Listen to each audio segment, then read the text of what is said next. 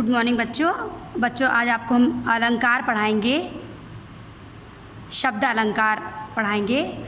देखिए अलंकार दो शब्दों से मिलकर बना हुआ है, अलम प्लस कार। अलम का अर्थ होता है भूषण, कार का मतलब करने वाला, यानी कि जो काव्य को अलंकृत करे उसे अलंकार कहते हैं। सीधे सीधे शब्दों में काव्य की शोभा बढ़ाने वाले धर्म को या तत्व को अलंकार कहते हैं। अलंकार के बच्चों दो भेद होते हैं, एक शब्द अलंकार, एक अर्थ अलंकार। जहाँ शब्दों के कारण काव्य में चमत्कार उत्पन्न होता है वहाँ शब्द अलंकार होता है, और जहाँ अर्थ के कारण काव्य में चमत्कार उत्पन्न होता है वहाँ पर आपका अर्थ अलंकार होता है। शब्द अलंकार के तीन भेद होते हैं, अनुप्रास अलंकार, यमक अलंकार, श्लेष अलंकार। अनुप्रास अलंकार, यमक अलंकार, श्लेष अलंकार। अर्थ अलंकार के कई भेद होते हैं बच्चों, जैसे उपमा अलंकार, रूपक अलंकार, उत्प्रेक्षा अलंकार, संदेह अलंकार, भ्रांतिमान अलंकार, प्रतीप अलंकार, दृष्टांत अलंकार, अतिशयोक्ति, अनन्वय अलंकार और भी बहुत से अलंकार। अर्थ अलंकार के बहुत सारे भेद हैं, शब्द अलंकार के केवल तीन भेद होते हैं। शब्द अलंकार जहाँ शब्दों के कारण काव्य में चमत्कार उत्पन्न हो, अर्थ अलंकार जहाँ अर्थ के कारण काव्य में चमत्कार उत्पन्न हो। तो बच्चों कोर्स में आपके केवल इतना ही है, उपमा, रूपक, उत्प्रेक्षा, संदेह, भ्रांतिमान, यही 5 अलंकार आपके कोर्स में है अर्थ अलंकार के। अब हम लोग शब्द अलंकार पे आते हैं।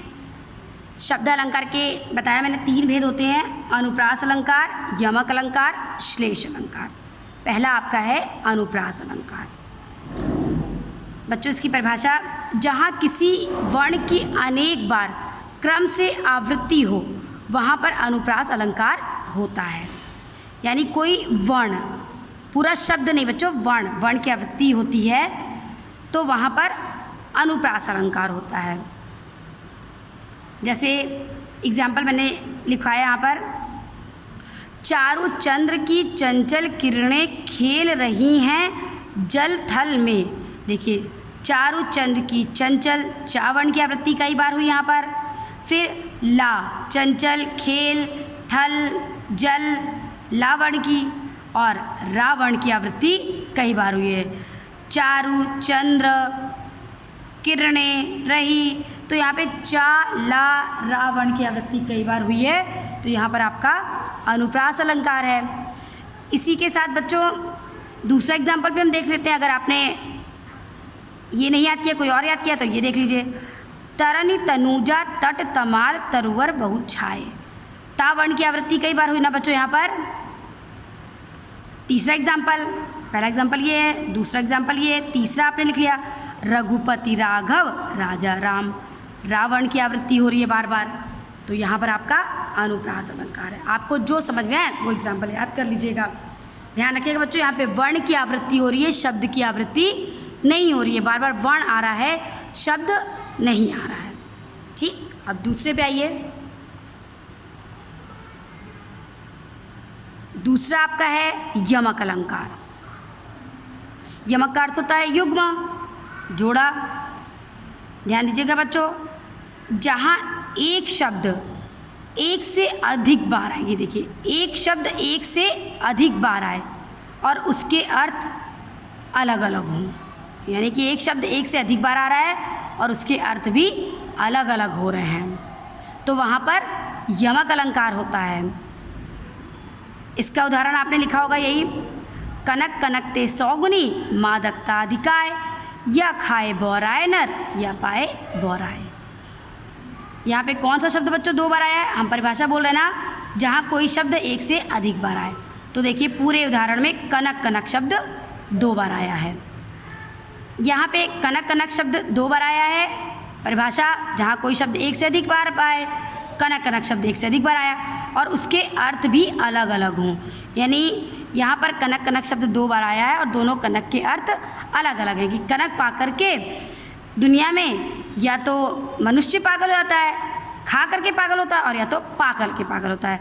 तो खाने के अर्थ में कनक धतूरा और पाने के अर्थ में सोना, यानी धतूरा खा के इंसान पागल होता है, बौरा जाता है, और यह सोना पा करके भरा जाता है। तो यहाँ पर कनक कनक शब्द 2 बार आया है, दोनों के अर्थ अलग अलग हैं। और बच्चों 2 एग्जाम्पल देख लीजिएगा। अगर आपको ये नहीं याद होता है तो दूसरा एग्जाम्पल देख लीजिएगा, तीसरा देख लीजिएगा। एक काली घटा का घमंड घटा, घटा शब्द 2 बार आया है। एक घटा बादल और एक घटा कम होना, यानी बादलों का घमंड कम हो गया। ये भी छोड़िए, नहीं याद हुआ तो। उद्धव जोग जोग हम नाही, आपके भ्रमर गीत में दिया हुआ है। तो यहाँ पे कौन सा शब्द 2 बार आया है? जोग जोग। गोपिका उद्धव से कहती है, उद्धव हम आपकी जोग, योग साधना के जोग योग्य नहीं है। तो यहाँ पर भी आपका यमक अलंकार हो गया। तो बच्चों जो भी आपको याद हो वो लिख लीजिएगा। तीसरा आप आइए, तीसरा आपका शब्द अलंकार का भेद है श्लेष अलंकार। ये दूसरा है, तीसरा श्लेष अलंकार है। श्लेष का अर्थ है चिपका हुआ, जहाँ कोई शब्द एक बार आए और उसके अर्थ अलग हों। देखिए बच्चों, यमक और श्लेष में अंतर देखिएगा। अर्थ इसके भी कई हैं, अर्थ इसके भी कई हैं, लेकिन इसमें एक शब्द एक से अधिक बार आ रहा है और इसमें एक शब्द एक ही बार आ रहा है। तो कंफ्यूज नहीं होइएगा बिल्कुल भी। यमक में एक शब्द एक से अधिक बार आता है, जितनी बार आता है उसके अर्थ उतने होते हैं। यहाँ पे कोई शब्द एक बार आता है और उसके कई अर्थ होते हैं। श्लेष का अर्थ भी चिपका हुआ होता है बच्चों, तो एक शब्द में कई अर्थ चिपके होते हैं। तो क्या परिभाषा हुई? जहाँ कोई एक शब्द एक बार आए और उसके अर्थ अलग अलग हों, वहाँ पर आपका श्लेष अलंकार होता है। जैसे पहला एग्जाम्पल आपने पढ़ा होगा ना कि मोती गए ना उबरे मोती मानस पानी गए ना उबरे मोती मानस चून। बच्चों पहली लाइन मत लिखिएगा कि रहीमन पानी राखिए बिन पानी सब सून, तो ये आप मत लिखिएगा, पूरी लाइन मत लिखिएगा। दूसरी लाइन में ही केवल आपका श्लेष है। यहाँ पर पानी शब्द एक बार आया, उसके 3 अर्थ हैं।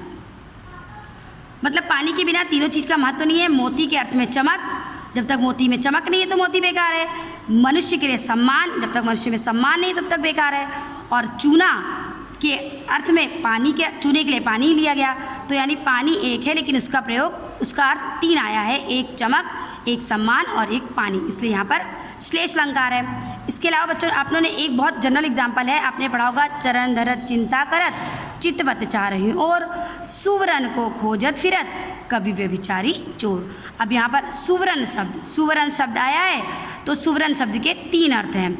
कवि के लिए सुंदर अक्षर, मतलब सुवरन को खोजते फिरता है, अच्छे अक्षरों को कवि खोजता फिरता है। व्यभिचारी सुंदर रंग को ढूंढता है। और चोर मतलब सुवरन का मतलब चोर के लिए सोना, यानी एक सुवरन है, सुवरन के 3 अर्थ हैं, सुंदर वर्ण, सुंदर रंग और सोना। तो यहाँ पर आपका श्लेष अलंकार हो गया है। इसको बच्चों आप लोग पढ़ लीजिएगा, फिर हम आपको नोट्स देंगे, नोट्स कंप्लीट कर लीजिएगा, ठीक है। Bye and take care everyone.